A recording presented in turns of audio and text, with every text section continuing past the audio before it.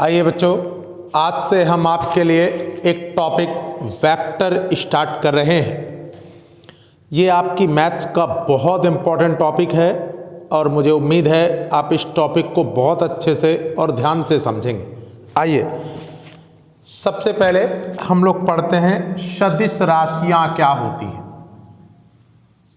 सदिश राशियां vector quantity क्या होती हैं। तो देखिए बेटा, वे भौतिक राशियां जिन्हें व्यक्त करने के लिए परिमाण के साथ साथ दिशा की भी आवश्यकता होती है, सदिश राशियां कहलाती हैं। फिर से, वे भौतिक राशियां जिन्हें निरूपित करने के लिए या जिन्हें व्यक्त करने के लिए परिमाण के साथ साथ दिशा की भी आवश्यकता होती है, सदिश राशियां कहलाती हैं। जैसे वेग है, त्वरण है, विस्थापन है आदि। तो आइए इसको डिफाइन कर लेते हैं।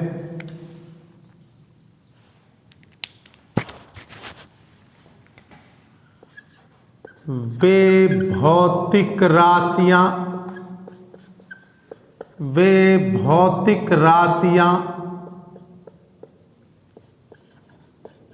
जिन्हें व्यक्त करने के लिए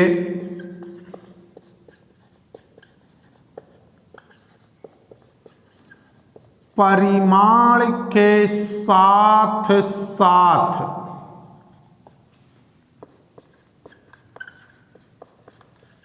दिशा की भी आवश्यकता होती है,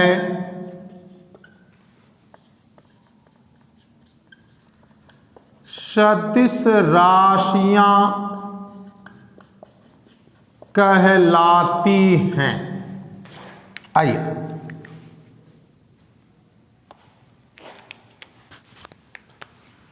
तो देखिए, वेक्टर क्वांटिटी क्या होती है। वे भौतिक राशियां जिन्हें व्यक्त करने के लिए परिमाण के साथ साथ दिशा की भी आवश्यकता होती है, सदिश राशियां कहलाती हैं। एग्जाम्पल, जैसे वेग है,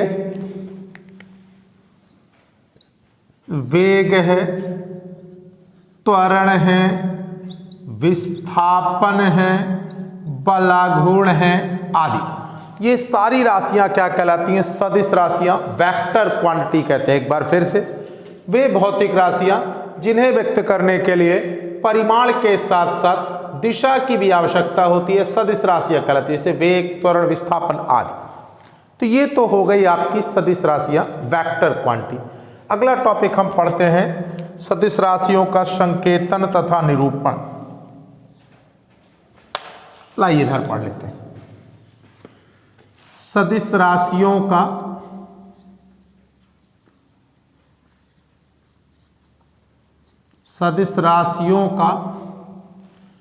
संकेतन तथा निरूपण, ये आपका अगला टॉपिक है।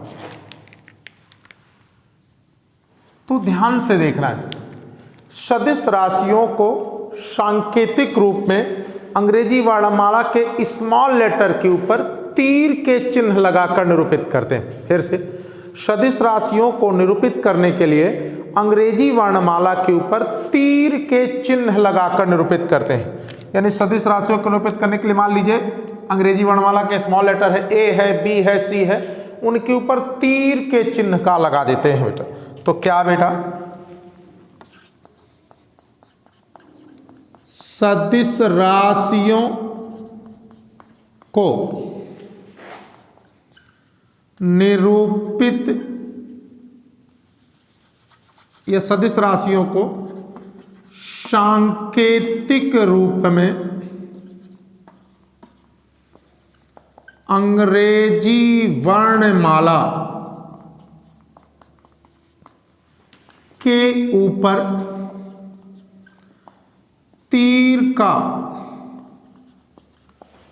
चिन्ह लगाकर प्रदर्शित करते हैं। एग्जाम्पल, जैसे vector A, vector B, vector C आदि बेटा।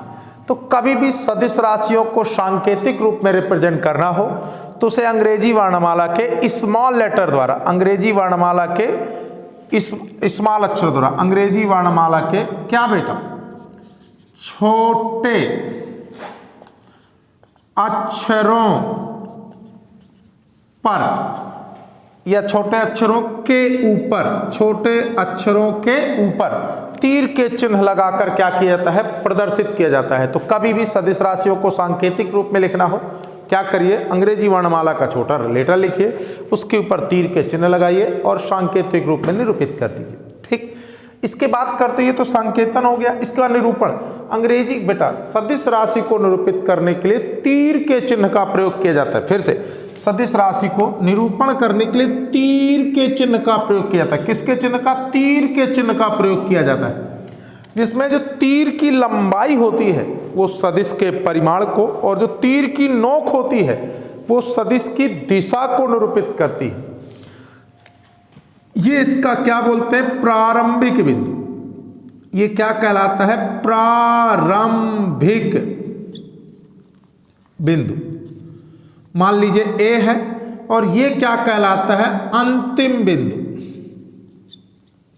इसे पुच्छ भी कहते हैं, इसे शीर्ष भी कहते हैं। ये इसका प्रारंभिक बिंदु, ये इसका अंतिम बिंदु, इसे पुच्छ, इसे शीर्ष। मान लीजिए ए बी है तो सदिश ए बी यानी उसका प्रारंभिक बिंदु पहले लिखा जाता है, अंतिम बिंदु बाद में लिखा जाता है, यानी पुच्छ पहले लिखा जाता है, शीर्ष बाद में लिखा जाता है, और इसके ऊपर तीर से लिखकर हम सदिश को निरूपित करते हैं। फिर से सदिश को निरूपित करने के लिए तीर का चिन्ह का प्रयोग किया जाता है, जिनमें जो तीर की लंबाई होती है सदिश के परिमाण को, और जो तीर की नोक होती है वो सदिश की दिशा को बताती है।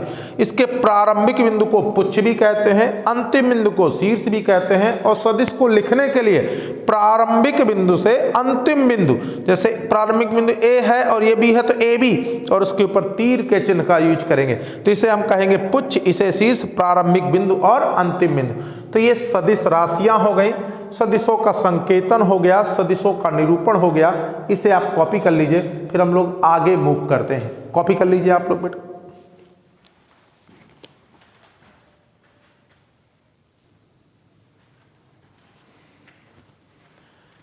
आइए बच्चों, अब हम अगला टॉपिक पढ़ते हैं, सदिश का मापांक, मॉडुलस ऑफ वेक्टर।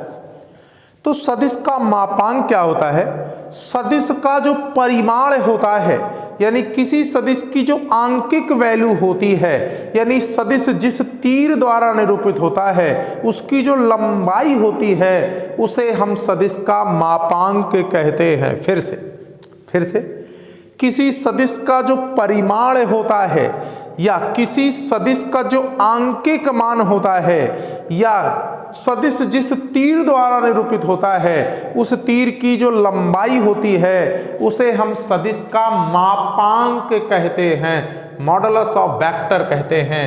ठीक है, यदि सदिश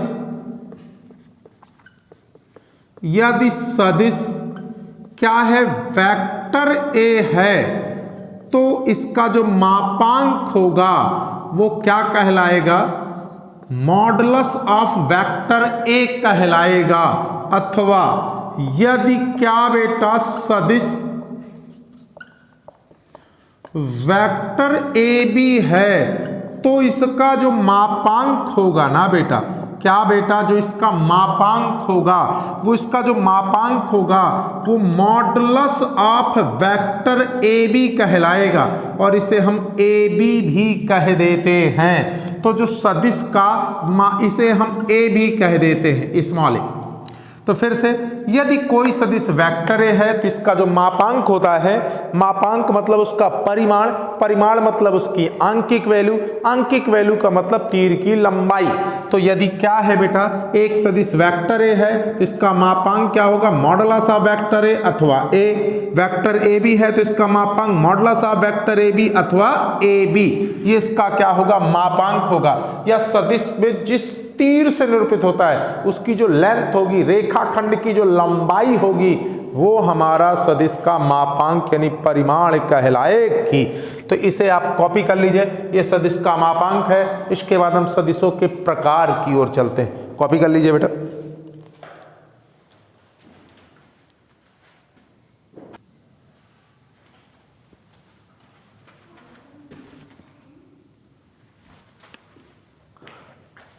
आइए बेटा, अब हम लोग अगला टॉपिक पढ़ते हैं, सदिशों के प्रकार, टाइप ऑफ वेक्टर।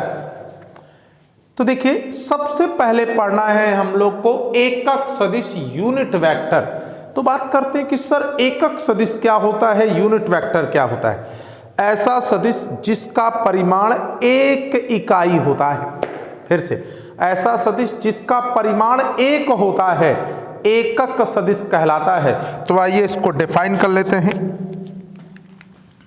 क्या बेटा, ऐसा सदिश, ऐसा सदिश, ऐसा सदिश जिसका परिमाण, जिसका परिमाण यानी मापांक, जिसका परिमाण एक होता है। क्या होता है, एक होता है। क्या कहलाता है, एकक सदिश कहलाता है। एकक सदिश कहलाता है। तो ये तो हो गई इसकी क्या बेटा, डेफिनीशन। अच्छा, एकक सदिश को सदिश के ऊपर कैप लगाकर निरूपित करते हैं। यदि वेक्टर ए है तो उसका सदिश क्या हो जाएगा, ए कैप। यदि वेक्टर बी है तो उसका सदिश क्या हो जाएगा, बी कैप। वेक्टर सी है तो उसका सदिश क्या हो जाएगा, सी कैप। तो बेटा, यदि सदिश क्या है, वेक्टर ए है तो उसका एकक सदिश क्या होगा, एक कैप होगा। जहां एक कैप का अगर कभी मान निकालना है, जहां एकक सदिश, एकक सदिश का अगर मान निकालना है एक कैप, तो क्या होता है, सदिश बटे सदिश का जो मापांक होगा वो हमेशा क्या कहलाएगा, उसका एकक सदिश कहलाएगा। फिर से, एकक सदिश क्या होता है, एकक सदिश सिंपल सा ऐसा सदिश जिसका परिमाण एक इकाई होता है एकक सदिश कहलाता है, यूनिट वेक्टर कहलाता है। और एकक सदिश को निरूपित करने के लिए हमें सदिश के ऊपर हमेशा कैप का प्रयोग कर देना चाहिए। और एकक सदिश की वैल्यू क्या होती है, सदिश बटे सदिश के मापांक के बराबर होती है। एकक सदिश कहलाता है, यानी परिमाण, यानी जिसका परिमाण एक इकाई हो उसे क्या कहते हैं, एकक सदिश कहते हैं। तो ये बात करते हैं एकक सदिश की। ये आपका एकक सदिश है। लाइए एक सदिश और पढ़ लेते हैं, शून्य सदिश। लगे हाथ, दूसरा वेक्टर पढ़ लेते हैं। क्या बेटा, शून्य सदिश। शून्य सदिश, जीरो वेक्टर। क्या बेटा, शून्य सदिश जीरो वेक्टर, जीरो वेक्टर। आइए, शून्य सदिश जीरो वेक्टर क्या होता है इसको भी पढ़ लेते हैं। ऐसा सदिश जिसका परिमाण शून्य होता है शून्य सदिश कहलाता है। फिर से एक बार, ऐसा सदिश जिसका परिमाण शून्य होता है शून्य सदिश कहलाता है। ठीक है, इसे दूसरे वर्डों में भी कहते हैं ऐसा सदिश जिसका प्रारंभिक बिंदु तथा अंतिम बिंदु एक ही होता है उसे भी शून्य सदिश कहते हैं। क्यों? क्योंकि अंतिम बिंदु और प्रारंभिक बिंदु यदि समान होगा तो उनके बीच की दूरी जीरो हो जाएगी, यानी रेखाखंड की लंबाई जीरो हो जाएगी। इसका मतलब वो क्या हो जाएगा, शून्य सदिश। तो क्या बेटा, ऐसा सदिश, ऐसा सदिश जिसका परिमाण, जिसका परिमाण शून्य होता है शून्य सदिश कहलाता है, शून्य सदिश कहलाता है। क्लियर बेटा? अथवा इसकी दूसरी भी डेफिनेशन कह सकते हैं। दूसरी डेफिनेशन क्या कह सकते हैं बेटा, कि ऐसा सदिश जिसका अंतिम बिंदु और प्रारंभिक बिंदु क्या होता है, समान होता है, क्या कहलाता है, शून्य सदिश। अथवा ऐसा सदिश जिसका प्रारंभिक तथा क्या बेटा अंतिम बिंदु समान होते हैं। क्या होते हैं, समान होते हैं, क्या कहलाते हैं, शून्य सदिश कहलाते हैं, शून्य सदिश कहलाते हैं। कैसे बेटा, जैसे एग्जाम्पल, क्या बेटा, ए क्या है, एक शून्य सदिश है, बी एक शून्य सदिश है, पी एक शून्य सदिश है।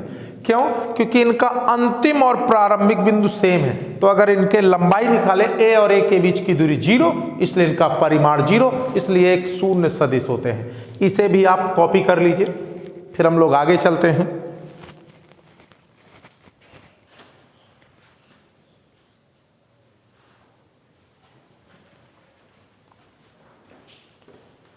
आइए देखिए बेटा, अगला टॉपिक है हमारा समान सदिश, इक्वल वेक्टर।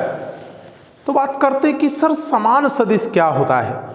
ऐसा सदिश जिसका परिमाण और दिशा दोनों बराबर होती हैं। फिर से, दो या दो से अधिक ऐसे सदिश जिनका परिमाण तथा दिशा दोनों बराबर होती हैं, क्या कहलाते हैं, समान सदिश कहलाते हैं। एक बार फिर से, दो या दो से अधिक ऐसे सदिश जिनके परिमाण तथा दिशा दोनों समान होती हैं, समान सदिश कहलाते हैं। देखिए बेटा,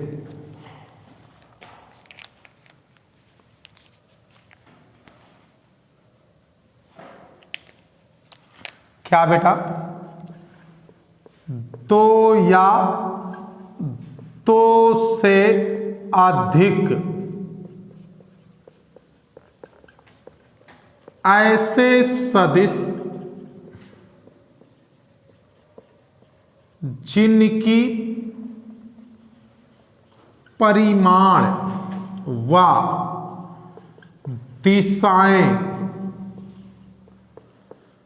दोनों ही बराबर हों, समान सदिश कहलाते हैं,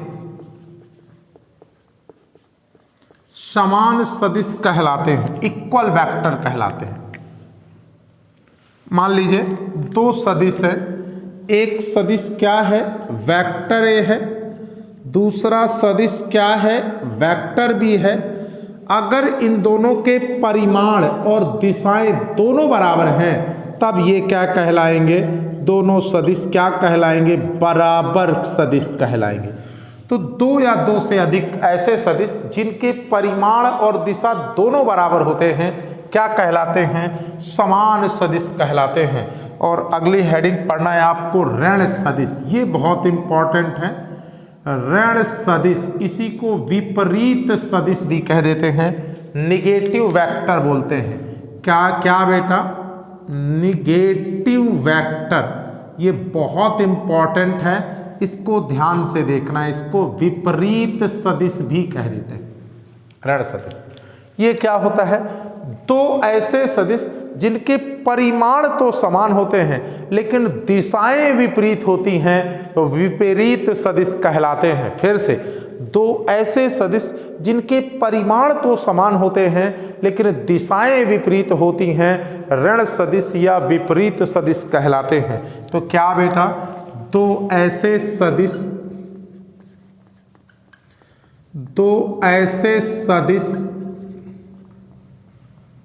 जिनके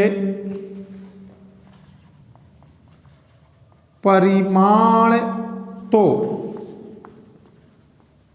समान होते हैं लेकिन दिशाएं विपरीत होती हैं, दिशाएं विपरीत होती हैं, ऋण सदिश कहलाते हैं, ऋण सदिश कहलाते हैं। क्लियर बेटा, फिर से देख लीजिए क्या बेटा, दो ऐसे सदिश जिनके परिमाण तो समान हो लेकिन दिशाएं विपरीत होती हैं ऋण सदिश कहलाते हैं। तो इसलिए अगर मैं कहूं वेक्टर ए का क्या बेटा ऋण सदिश, तो क्या कहलाएगा, माइनस वेक्टर ए। ऋण ए का वेक्टर ए का ऋण सदिश क्या कहलाएगा, माइनस वेक्टर ए। और एक चीज, यदि सदिश के प्रारंभिक बिंदु को अंतिम बिंदु और अंतिम बिंदु को प्रारंभिक बिंदु बना दें तो वो दिए गए सदिश का ऋण सदिश हो जाएगा। फिर से, यदि किसी सदिश के अंतिम बिंदु को प्रारंभिक बिंदु और प्रारंभिक को अंतिम बिंदु बना दें तो वो क्या कहलाएगा, ऋण सदिश कहलाएगा। यानी कहने का मतलब, जैसे वेक्टर ए बी है तो अगर ये प्रारंभिक या अंतिम, अगर ए बी को मैं बी ए बना दूं तो ये इसका ऋण सदिश कहलाएगा।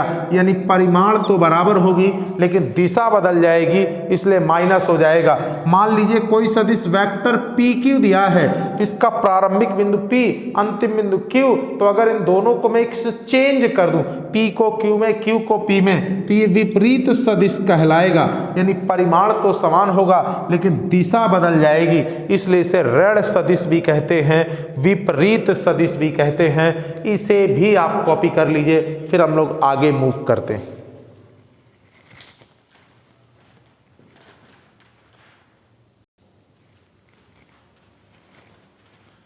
आइए बेटा, अगला टॉपिक पढ़ते हैं, स्थित सदिश, पोजीशन वेक्टर। तो बेटा, ऐसा सदिश जो किसी स्थिर बिंदु के सापेक्ष किसी अन्य बिंदु की स्थिति को निरूपित करता है, स्थित सदिश कहलाता है, पोजीशन वेक्टर कहलाता है। फिर से, ऐसा सदिश जो किसी स्थिर बिंदु के सापेक्ष, कांस्टेंट बिंदु, कांस्टेंट पॉइंट के सापेक्ष किसी दूसरे बिंदु की स्थिति को निरूपित करता है, स्थित सदिश कहलाता है। प्रायः हम लोग क्या करते हैं, जो स्थिर बिंदु लेते हैं वो मूल बिंदु लेते हैं, इसलिए जो स्थित सदिश है प्रायः अक्सर मूल बिंदु के सापेक्ष ज्ञात किया जाता है। तो क्या बेटा, मूल बिंदु ओ के सापेक्ष ए का स्थित सदिश। याद रखिएगा, किसी बिंदु का सदिश कभी नहीं होता, किसी बिंदु का स्थित सदिश ही होता है। स्थित सदिश के लिए पहले स्थिर बिंदु लिखते हैं, तो यहां पर मूल बिंदु है स्थित सदिश तो ओ लेंगे, और जिस बिंदु का स्थित सदिश निकालते हैं तो ए का स्थित सदिश तो ओ ए। इसी प्रकार मूल बिंदु ओ के सापेक्ष बी का स्थित सदिश निकालेंगे तो ओ बी।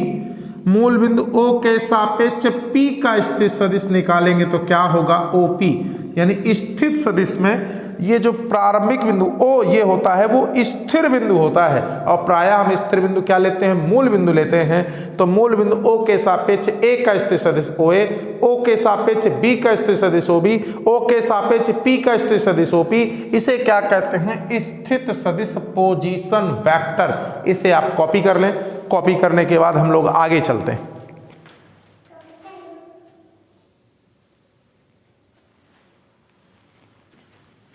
आइए बेटा, अब अगला टॉपिक है किसी रेखा का सदिश ज्ञात करना। किसी रेखा का सदिश ज्ञात करना। तो देखिए बेटा, यदि रेखा ए बी दी है, रेखा ए बी के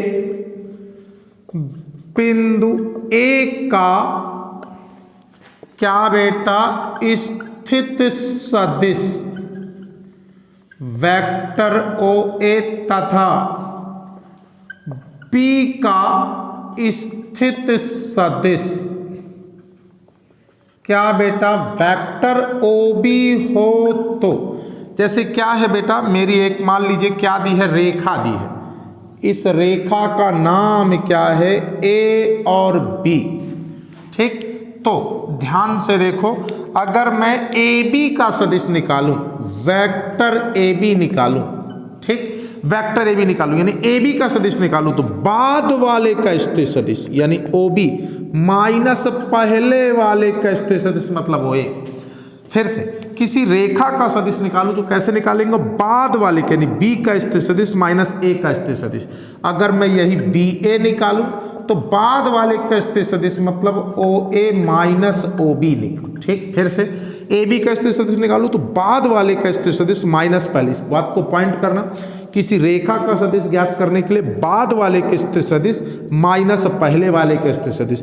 बी ए निकालूं तो बाद वाले का ओ ए माइनस ओ बी। जैसे मैं पी ए क्या निकालूं, पी क्यू निकालूं तो बाद वाले का स्थिर सदिश माइनस पहले वाले का स्थिर सदिश। एम एन निकालूं तो बाद वाले का स्थिर सदिश माइनस पहले वाले का स्थिर सदिश। तो दुनिया में किन्हीं भी दो बिंदुओं को मिलाने वाली रेखा का सदिश ज्ञात करना हो तो क्या करते हैं, बाद वाले का स्थिर सदिश माइनस पहले वाले का स्थिर सदिश। फिर से किन्हीं भी दो बिंदुओं को मिलाने वाली रेखा का सदिश ज्ञात करना हो तो क्या करते हैं, बाद वाले का स्थिर सदिश माइनस पहले वाले का स्थित सदिश ज्ञात करते हैं। तो ये क्या है, किसी रेखा का सदिश ज्ञात करना है। एक टॉपिक और पढ़ लेते हैं, किसी रेखा के मध्य बिंदु का स्थिर सदिश। क्या बेटा, मध्य बिंदु का स्थिर सदिश। मध्य बिंदु का स्थित सदिश, मध्य बिंदु का स्थित सदिश। आइए मिड पॉइंट का पोजीशन वेक्टर कैसे निकालते हैं। मान लीजिए एक रेखा है, नाम क्या बेटा ए बी है और इसका मध्य बिंदु क्या है, पी है। तो देखिए बेटा, क्या यदि क्या बेटा रेखा ए बी का क्या बेटा मध्य बिंदु, यदि रेखा ए बी का मध्य बिंदु क्या है, पी है, तो बिंदु किसका बेटा, पी का स्थित सदिश कैसे ज्ञात करते हैं, सीख ले बेटा। बिंदु P का स्थिर सदिश मतलब OP बराबर। तो फिर से यदि एक रेखा AB है, P उसका मिड पॉइंट है, तो जो मध्य बिंदु का स्थिर सदिश होता है, इसका स्थिर सदिश धन इसका स्थिर सदिश बटे 2 होता है।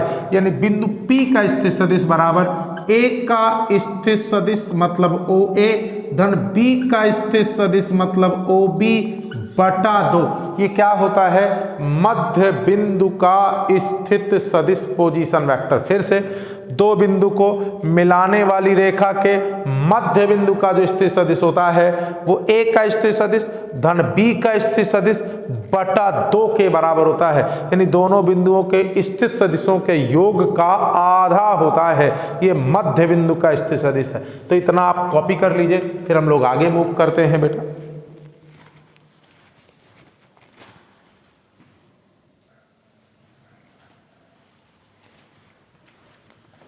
आइए बेटा,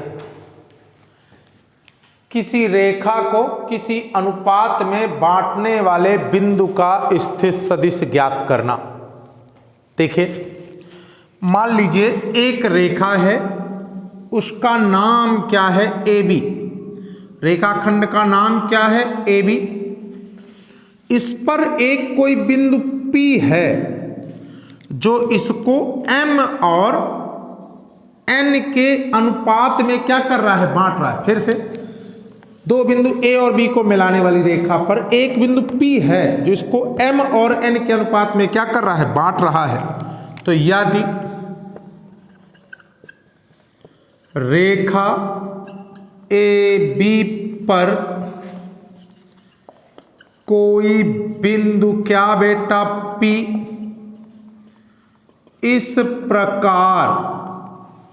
इस प्रकार है कि वह AB को M अनुपात N के अनुपात में क्या करता है, बांटता है, तो बिंदु P का स्थित सदिश। आइए कैसे निकालते हैं बिंदु P का स्थित सदिश, इसको देखते हैं। तो बिंदु P का स्थित सदिश यानी OP बराबर बिंदु P का स्थित सदिश। बिंदु P का स्थित सदिश, ध्यान दीजिएगा इस पॉइंट को, बांटने वाले बिंदु P का स्थित सदिश कैसे निकालते हैं, ध्यान से देखना। P का स्थित सदिश बराबर कैसे निकालेंगे, ये वाला अनुपात, अगर ये अनुपात ले लिया तो इसका स्थिर सदिश यानी वेक्टर OB प्लस ये वाला अनुपात तो इसका स्थिर सदिश यानी वेक्टर OA और बटा M प्लस N। एक बार फिर से ये अनुपात तो इसका स्थिर सदिश धन, ये अनुपात तो इसका स्थिर सदिश बटे M प्लस N। एक बार फिर से ये बांटने वाले बिंदु P का स्थिर सदिश कैसे ज्ञात करते हैं, ये अनुपात तो इसका स्थिर सदिश, ये अनुपात तो इसका स्थिर सदिश बटे M प्लस N। ये किसी रेखा को किसी अनुपात में बांटने वाले बिंदु P का स्थिर सदिश ज्ञात करना। ये अनुपात तो इसका स्थिर सदिश धन, ये अनुपात तो इसका स्थिर सदिश बटे M प्लस N। इतना आप कॉपी कर लीजिए, फिर हम लोग आगे मूव करते हैं।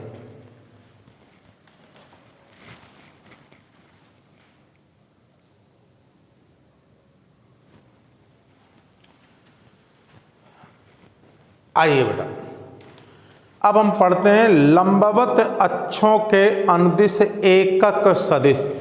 तो बेटा आपकी लंबवत अक्षें कौन कौन सी होती हैं, एक्स अक्ष, वाई अक्ष और जेड अक्ष। फिर से आपकी लंबवत अक्षें कौन कौन सी होती हैं, एक्स अक्ष, वाई अक्ष और जेड अक्ष। इनके जो अनुदिश एकक सदिश होते हैं, मतलब एक्स अक्ष के अनुदिश इकाई सदिश उसे आई कैप कहते हैं, वाई अक्ष के अनुदिश एकक सदिश को क्या कहते हैं, जे कैप कहते हैं, और जेड अक्ष के अनुदिश सदिश को क्या कहते हैं, के कैप कहते हैं। तो फिर से देखिए, ये आपकी क्या हो गई, लंबवत अक्षें हो गई। इसे हम लोग क्या कह देंगे, एक्स अक्ष, इसे क्या कह देंगे, वाई अक्ष, और इसे क्या कह देंगे, जेड अक्ष। ये आपका ओरिजिन पॉइंट होता है। एक्स अक्ष के अनुदिश एकक सदिश आई कैप होता है, वाई अक्ष के अनुदिश एकक सदिश जे कैप होता है, और जेड अक्ष के अनुदिश सदिश के कैप होता है। फिर से एक्स अक्ष के अनुदिश इकाई सदिश मतलब एकक सदिश क्या होता है, आई कैप, वाई अक्ष के अनुदिश एकक सदिश जे कैप, और जेड अक्ष के अनुदिश एकक सदिश के कैप होता है। बस इन्हीं बातों को लिख देना है। क्या बेटा, एक्स अक्ष के अनुदिश एकक सदिश, एक्स अक्ष के अनुदिश जो एकक सदिश होता है उसे हम लोग आई कैप कहते हैं। फिर क्या बेटा, वाई अक्ष के अनुदिश जो एकक सदिश होता है, वाई अक्ष के अनुदिश एकक सदिश जे कैप कहते हैं, और जेड अक्ष के अनुदिश क्या बेटा जो एकक सदिश होता है उसे क्या कहते हैं, के कैप कहते हैं। फिर से एक्स अक्ष के अनुदिश एकक सदिश आई कैप, वाई अक्ष के अनुदिश एकक सदिश जे कैप, और जेड अक्ष के अनुदिश एकक सदिश को क्या कहते हैं, के कैप कहते हैं। क्लियर बेटा। तो ये आपके लंबवत अक्षों के अनुदिश एकक सदिश हो गया। अब अगला हेडिंग बेटा, हम सदिश का मापांक निकालना कैसे सीखते हैं, जरा देखो बेटा। तो अगली हेडिंग है सदिश का मापांक ज्ञात करना। सदिश का मापांक कैसे ज्ञात करते हैं, मॉडुलस ऑफ वेक्टर कैसे ज्ञात करते हैं। तो जरा ध्यान से देखिए, यदि कोई सदिश वेक्टर ए इस प्रकार है कि, फिर से बेटा, यदि कोई सदिश वेक्टर ए इस प्रकार है कि वेक्टर ए बराबर A1 आई कैप, A2 जे कैप और A3 के कैप हो, तो क्या बेटा सदिश का जो मापांक है ना बेटा उसे क्या कहते हैं, मॉडुलस ऑफ वेक्टर ए बराबर अंडर रूट। कैसे निकालते हैं सदिश का मापांक, अंडर रूट आई के गुणांक का वर्ग मतलब A1 स्क्वायर प्लस जे के गुणांक का वर्ग मतलब क्या बेटा A2 स्क्वायर, और के गुणांक का वर्ग मतलब A3 स्क्वायर। फिर से एक बार, यदि कोई सदिश वेक्टर ए इस प्रकार है कि वेक्टर ए बराबर A1i A2j A3 के, तो सदिश का जो मापांक होता है i के गुणांक का वर्ग, j के गुणांक का वर्ग और k के गुणांक के वर्ग के क्या होता है, बराबर होता है। इसे आप कॉपी कर लीजिए बेटा, फिर आगे चलते हैं।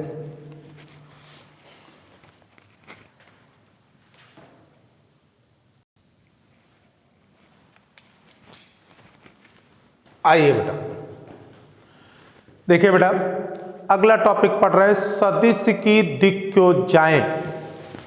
तो देखिए बेटा, कोई सदिश अपनी लंबवत अक्षों यानी x अक्ष, y अक्ष और z अक्ष के साथ जो कोण बनाता है, उन कोणों की कोज्याओं को यानी उन कोणों के कास के मान को हम सदिश की दिक्योजाएं कहते हैं। फिर से, कोई सदिश अपनी लंबवत अक्षों के साथ जो कोण बनाता है, उन कोणों की कोज्याओं को सदिश की दिक्योजाएं कहते हैं। आइए डिफाइन कर देते हैं बेटा।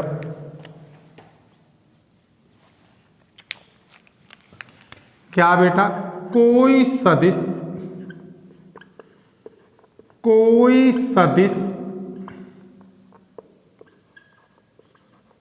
अपनी लंबवत अक्षों जैसे x, y, z के साथ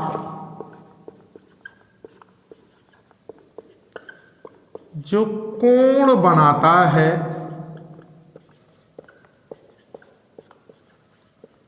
उन कोणों की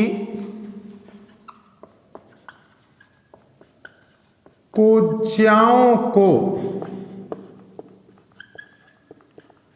सदिश की दिक्योजाएं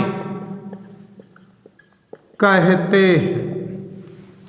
फिर से, कोई सदिश अपनी लंबवत अक्षों x अक्ष के साथ, y अक्ष के साथ, z अक्ष के साथ जो कोण बनाता है, उन कोणों की कोज्याओं को सदिश की क्या कहते हैं, दिक्योजाएं कहते हैं। यदि कोई सदिश वेक्टर a बराबर A1i कैप, A2j कैप और A3k कैप लंबवत अक्षों के साथ क्रमशः alpha comma beta comma gamma का क्या बेटा, कोण बनाता है। तो अब आप देखिए, थोड़ा सा चित्र देख लेते हैं। मान लीजिए ये आपकी लंबवत अक्षें हैं। मैंने मान लिया कि ये क्या है आपकी x अक्ष, ये क्या है आपकी y अक्ष, ये क्या है आपकी z अक्ष और ये ओरिजिन पॉइंट, और ये क्या है आपका कोई सदिश है। ठीक, मान लीजिए वो x अक्ष के साथ अल्फा, y अक्ष के साथ बीटा और z अक्ष के साथ वो क्या बना रहा है, गामा कोण बना रहा है। किसके साथ, z अक्ष के साथ वो क्या बना रहा है, गामा कोण बना रहा है। z अक्ष के साथ क्या बना रहा है, z अक्ष के साथ वो गामा कोण बना रहा है। मान लीजिए ये बना कोण, z अक्ष के साथ बना कोण कितना है, गामा है। x अक्ष के साथ अल्फा, y अक्ष के साथ बीटा और z अक्ष के साथ अगर वो गामा कोण बना रहा है, ठीक, तो सदिश की दिक्योजाएं, इसलिए सदिश की दिक्योजाएं, सदिश ए की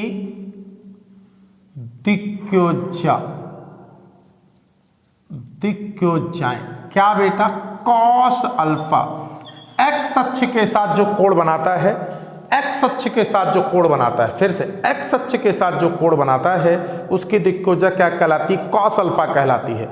और वो क्या कहलाता है, आई का गुणांक, क्योंकि एक्स अक्ष के अंदर एकक सदिश क्या होता है, आई, तो I का गुणांक बटे सदिश का मापांक, I का गुणांक बटे सदिश का मापांक यानी कॉस अल्फा बराबर क्या हो जाएगा, I का गुणांक यानी A1 बटे सदिश का मापांक यानी मॉडुलस ऑफ वेक्टर है।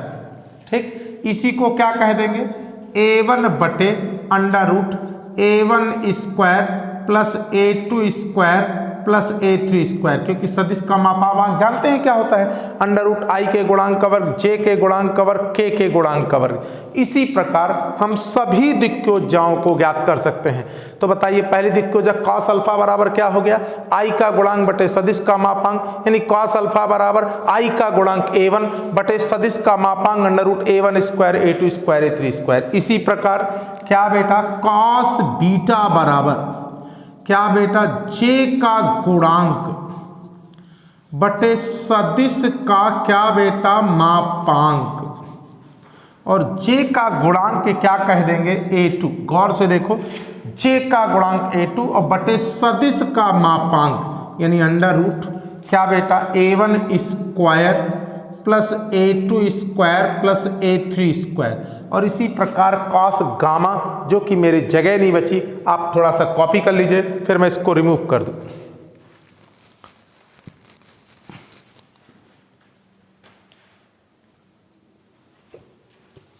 आइए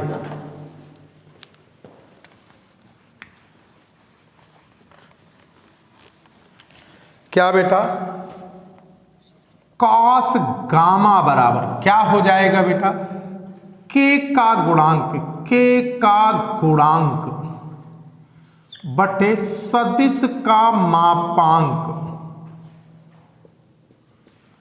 K का गुणांक बताइए क्या है, A3 बटे सदिश का मापांक यानी मॉडुलस ऑफ है, यानी A3 बटे सदिश का मापांक क्या बेटा A1 square plus A2 square plus A3 square. इस प्रकार हम सदिश की दिक्कोजाएं ज्ञात कर सकते हैं। तो एक बार फिर से सदिश की दिक्कोजाएं क्या होती हैं, कोई सदिश अपनी लंबवत अक्षों के साथ जो कोण बनाता है, उन कोणों की कोज्याओं को सदिश की दिक्कोजाएं कहते हैं।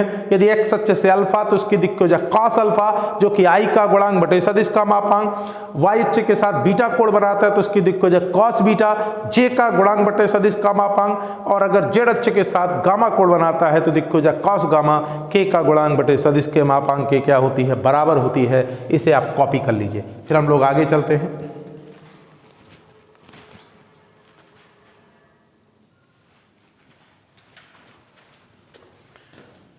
तो इस प्रकार आपने सदिश की दिक्कोजाएं पढ़ ली। सदिश की दिक्कोजाओं को LMN भी कहते हैं और इनकी वर्गों का योगफल हमेशा 1 होता है। दिक्कोजाओं को, दिक् अनुपातों को हम आगे भी त्रिविमीय ज्यामिति का पहला टॉपिक है, वहाँ अच्छे से डेरिवेशन सहित देखेंगे। अभी सिर्फ बेसिक नॉलेज दिया गया है। इस प्रकार हमारे कॉन्सेप्ट पूरे हुए। अब हम एक्सरसाइज की शुरुआत करेंगे। ठीक, तो अगले वीडियो में हम लोग एक्सरसाइज लेकर आएंगे आपके लिए।